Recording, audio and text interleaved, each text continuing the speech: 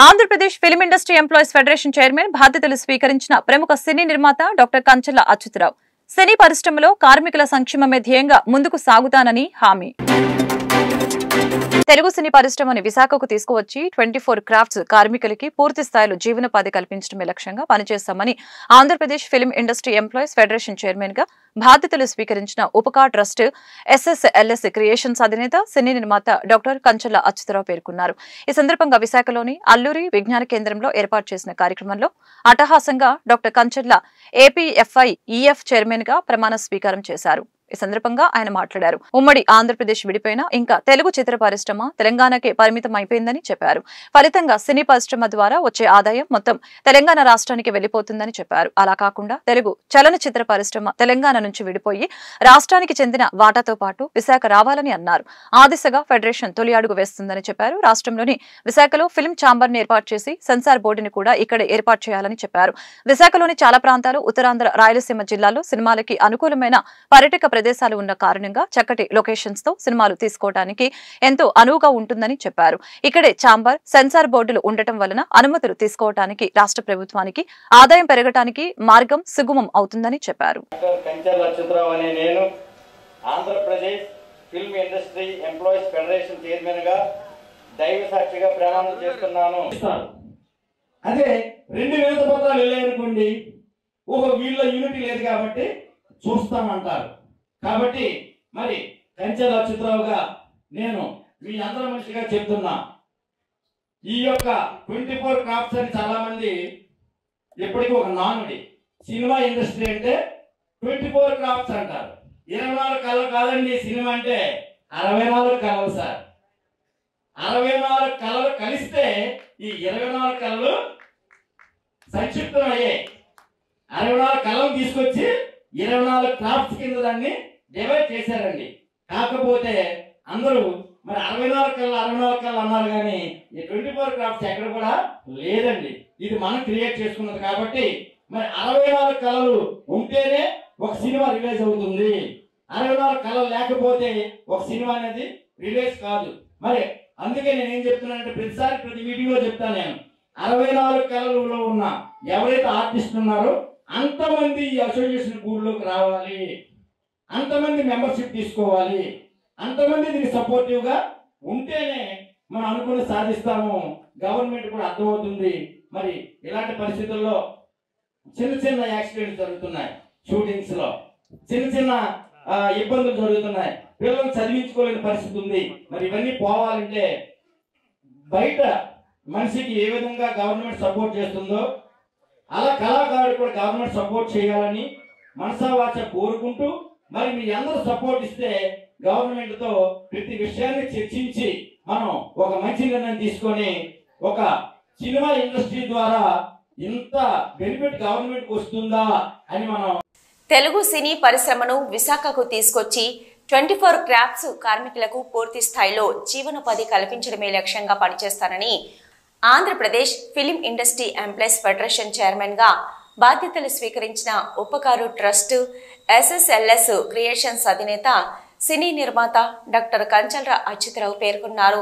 శనివారం విశాఖలోని అల్లూరి విజ్ఞాన కేంద్రంలో ఏర్పాటు చేసిన కార్యక్రమంలో అట్టహాసంగా డాక్టర్ కంచర్ల APFI-EF చైర్మన్ గా ప్రమాణ స్వీకారం చేశారు.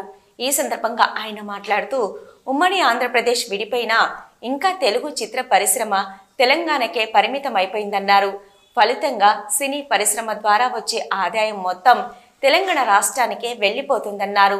అలా కాకుండా తెలంగాణ చిత్ర పరిశ్రమ తెలంగాణ నుంచి విడిపై రాష్ట్రానికి చెందిన వాటితో పాటు విశాఖ రావాలన్నారు. ఆ దిశగా ఫెడరేషన్ తొలి అడుగు వేస్తుందని చెప్పారు. రాష్ట్రంలోని విశాఖలో ఫిలిం ఛాంబర్ను ఏర్పాటు చేసి సెన్సార్ బోర్డు కూడా ఇక్కడే ఏర్పాటు చేయాలన్నారు. విశాఖలోని చాలా ప్రాంతాలు ఉత్తరాంధ్ర రాయలసీమ జిల్లాల్లోని సినిమాలకు అనుకూలమైన పర్యాటక ప్రదేశాలున్న కారణంగా చక్కటి లొకేషన్స్ తో సినిమాలు తీసుకోవడానికి ఎంతో అనువుగా ఉంటుందని, ఇక్కడే ఛాంబరు సెన్సార్ బోర్డులు ఉండటం వలన అనుమతులు తీసుకోవడానికి రాష్ట్ర ప్రభుత్వానికి ఆదాయం పెరగడానికి మార్గం సుగమం అవుతుందన్నారు. సినీ పరిశ్రమను అభివృద్ధి చేయడం కోసం ఒక ప్రత్యేక స్థలాన్ని కేటాయించి ఇక్కడ స్టూడియోలు సినీ విభాగానికి చెందిన వాటిని ఏర్పాటుకు ప్రభుత్వం సహకరించాలని కోరారు. ఆ నేమ్స్ నమోదు చేసుకునే విధంగా ముందు ఫిల్మ్ ఛాంబర్ అనేది తొందరలోనే ఈ నెలలోనే మన యొక్క ఆఫీస్ని విశాఖపట్నంలో ప్రారంభించడం జరుగుతుంది. మరి ఆ ఫిల్మ్ ఛాంబర్ ద్వారా గవర్నమెంట్ అప్రూవల్ వచ్చినంత వరకు దాని ఎక్స్పెన్సెస్ అన్ని కూడా నేను స్వతహాగా నా ఓన్ డబ్బులతో నేనే దాన్ని నిర్వహిస్తాను. గవర్నమెంట్ ఏ రోజైతే మనకి ఫిల్మ్ ఛాంబర్ని మనకి శాంక్షన్ చేస్తుందో ఆ రోజు వరకు ఆయన ఖర్చు అంతా ఏ ఒక్కరి మీద పెట్టను. తర్వాత నాకు చాలా విధాలుగా నాకు చాలా మంది ఆప్తులే నా కళాకారులందరూ కూడా ఎన్నో విషయాలు నాకు చెప్పారు. ఒక్కటే నేను హామీ ఇస్తున్నా, మీరు అంటే ప్రతి సంఘం పెద్దలు నాంచాలయ్య గారు చాలా మంది ఇక్కడ ఉన్నారు, మరి ఖాన్ గారు, మరి మా ఫ్రెండ్ మరి నాగేశ్వరరావు గారు, ఇలా పేరు చాలా మంది ఉన్నారు. మోడీని ఎలక్ట్ చేసే బాధ్యత నాదే అని మీకు సభముగా తెలియజేస్తూ ఉన్నా. తెలుగు సినీ పరిశ్రమను విశాఖకు తరలించడమే ప్రధాన లక్ష్యమని AP film industry employees federation chairman doctor Kancharla Achyuta Rao అన్నారు. అల్లూరి విజ్ఞాన కేంద్రంలో చైర్మన్ గా ఆయన ప్రమాణం చేశారు. ఉమ్మడి ఆంధ్రప్రదేశ్ విడిపోయినా సినీ పరిశ్రమ తెలంగాణకు పరిమితం అయిపోయిందని అన్నారు. దీంతో పరిశ్రమ ద్వారా వచ్చే ఆదాయం ఆ రాష్ట్రానికి వెళ్లిపోతుందని చెప్పారు. తెలంగాణ నుండి విడిపోయిన చిత్ర పరిశ్రమ విశాఖకు రావాలని ఆ దిశగా తమ ఫెడరేషన్ తొలి అడుగు వేస్తుందన్నారు. విశాఖలో చక్కటి లొకేషన్స్ తో పాటు స్టూడియోలు, సినీ విభాగానికి చెందిన కార్యాలయాలు ఏర్పాటు చేసేందుకు ప్రభుత్వం స్థలాలు కేటాయించాలని కోరారు. అభిమానులు, ఫెడరేషన్ సభ్యుల కరతాల ధ్వనుల మధ్య వేద పండితుల ఆశీర్వాదంతో చైర్మన్ గా అచ్యుతరావు ప్రమాణ స్వీకారం చేశారు. అనంతరం పలువురు ఆయన్ను గజమాలతో సత్కరించారు. ఇబ్బందులు జరుగుతున్నాయి, పిల్లలను చదివించుకోలేని పరిస్థితి ఉంది. మరి ఇవన్నీ పోవాలంటే బయట మనిషికి ఏ విధంగా గవర్నమెంట్ సపోర్ట్ చేస్తుందో అలా కళాకారుడు కూడా గవర్నమెంట్ సపోర్ట్ చేయాలని మనసావాచ కోరుకుంటూ, మరి మీ అందరూ సపోర్ట్ ఇస్తే గవర్నమెంట్ తో ప్రతి విషయాన్ని చర్చించి మనం ఒక మంచి నిర్ణయం తీసుకొని ఒక సినిమా ఇండస్ట్రీ ద్వారా ఇంత బెనిఫిట్ గవర్నమెంట్ వస్తుందా అని మనం తెలియచెప్పగలిగిన ఇండస్ట్రీ ఏది ఉందంటే అది ఫిల్మ్ ఇండస్ట్రీ అండి. ఎందుకంటే ఏ యొక్క ఇండస్ట్రీ మీద ఇంత డబ్బులు గవర్నమెంట్ రావండి, ఫిల్మ్ ఇండస్ట్రీ మీద అంత ఇన్కమ్ వస్తుంది.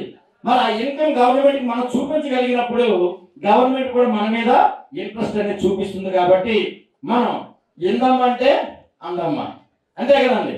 మనం ఏది ఇవ్వకపోతే రిటర్న్ ఏమి ఆశించడం చాలా తప్పు. కాబట్టి మరి ఫిల్మ్ ఇండస్ట్రీ ఎందుకు విడిపోవాలి, ఎందుకు ఆంధ్ర రాష్ట్రం సెపరేట్ అవ్వాలనేది గవర్నమెంట్ మనం చెప్పగలిగితే గవర్నమెంట్ ఒక డే స్టెప్ అనేది తీసుకోవడం జరుగుతుంది. మరి అలాంటి పరిస్థితుల్లో మనకు కూడా మంచి జరుగుతుందని సభాముఖంగా నేను తెలియజేస్తూ ఉన్నాను. మరి ఈరోజు ఈ యొక్క ఫెడరేషన్ కి చైర్మన్ గా ఏకగ్రీవంగా నేను ఎన్నికవడం, మరి నా విశాఖపట్నం, నా ఉత్తరాంధ్ర, నా ఆంధ్రప్రదేశ్, నా భారతదేశం. ఏం సార్, ఎప్పుడు కూడా మనిషికి స్వార్థం ఉండాలండి. స్వార్థం లేకపోతే మనిషి ఎదగలేడు. నా అనే స్వార్థం లేకపోతే